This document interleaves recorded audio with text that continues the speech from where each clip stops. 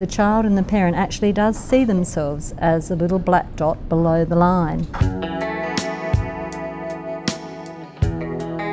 Professor Barbara Comber is an Australian researcher and educationalist who's led a number of research initiatives into the impact of schooling reform. She speaks here about Australia's Naplan, the high-stakes testing regime introduced in 2008, which focuses on assessing literacy and numeracy at several levels of schooling. Professor Comber says that Naplan changed the educational landscape dramatically, bringing in the private sector to design and run the tests, most notably publishing giant Pearson. It also created a new data bureaucracy within the education department.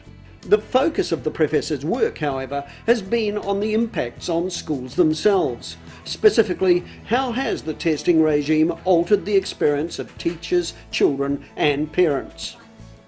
We deliberately looked at a range of school contexts, so rural and urban, low SES and high SES, because we had a hunch that this was going to be, that Naplan, standardised literacy testing, was going to be a very different phenomenon and experienced very differently and mean different things for educators working in a school with high ESL, large number of students learning English as a second language, with large numbers of Indigenous children and children in poverty, that this was going to be different. The hunch was right. Poorer schools, particularly those with large numbers of second language learners and Indigenous children, were hugely impacted in terms of everyday teaching and learning. One school story is representative of that impact. A very dynamic principal, extremely ethical, very well versed in theories of literacy and pedagogy. So when we came into her school, they had already experienced one round of Naplan and gotten their results.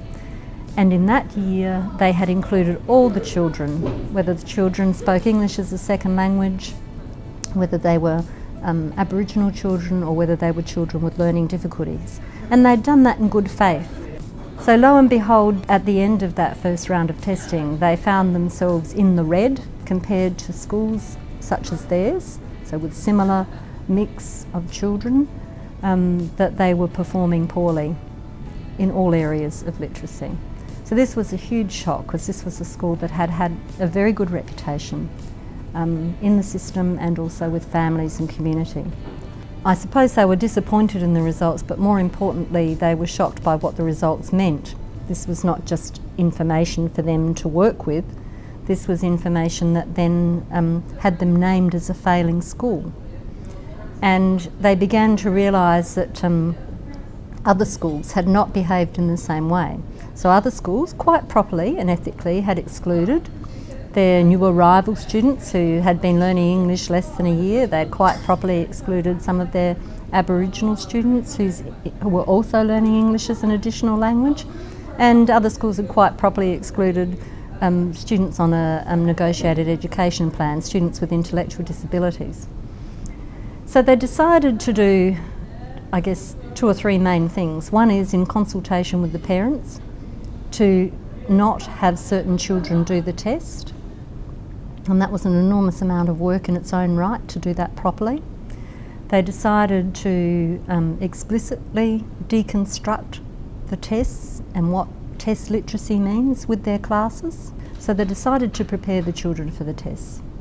So they invested a huge amount of time in this, and it took away the principal's time from other things.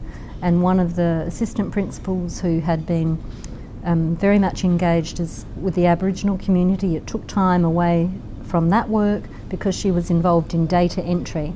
So the other thing that happens in these places is everybody becomes obsessed with the process of actually conducting the tests and so on. Anyway, the turnaround was significant. In 2009, they went from a failing school to a stellar school in terms of their performance in 1 year as a result of those things that they had done.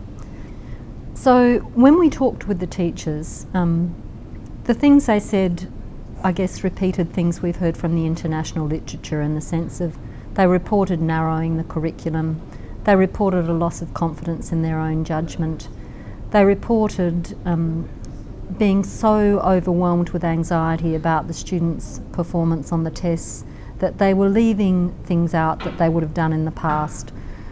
One example, a teacher who was mortified that she hadn't had the time from her perspective to, for example, concentrate on the visual arts, which was a strength of hers, that she had not had time to deal with social studies that year. Other things that the teachers reported were children who were learning English as a second or third language, who'd made significant progress, but who then, when they got their results of a test that they'd undertaken in May and they get their results in October, they are performing below average. And that is actually depicted visually, where the child and the parent actually does see themselves as a little black dot below the line. And the teachers use that language to evoke, how this is a quite dramatic thing. You don't even need to know the words because you can actually see where the average is, and you can see the child as a little black dot below the line. And so the teachers needed to do a lot of work with the children to interpret those results, and a lot of work with the parents to interpret those results. They tried to reassure them that this was not evidence of their learning, that this was just a snapshot, a result of a test on a particular day.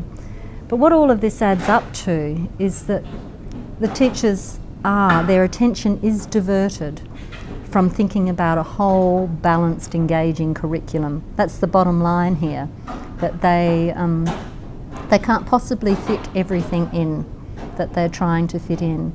And they're very worried about the messages that children might get about themselves as learners that they might hold on to beyond that test.